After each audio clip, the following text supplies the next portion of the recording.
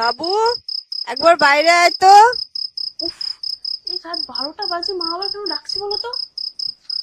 নিশ্চয়ই কোনো দরকার আছে, দাঁড়াও দেখে আসি। যাস না বাবু, আওয়াজটা আমিও শুনতে পেয়েছি।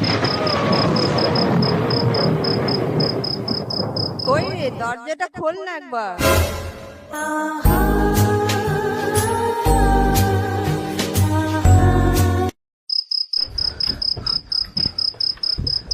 বুঝলে, ওটা নিশির ডাক ছিল।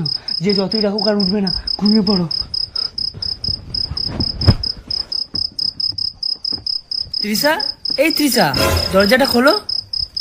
কি হলো? ও তো এখানে শুয়ে আছে, তাহলে আমাকে কে ডাকছে?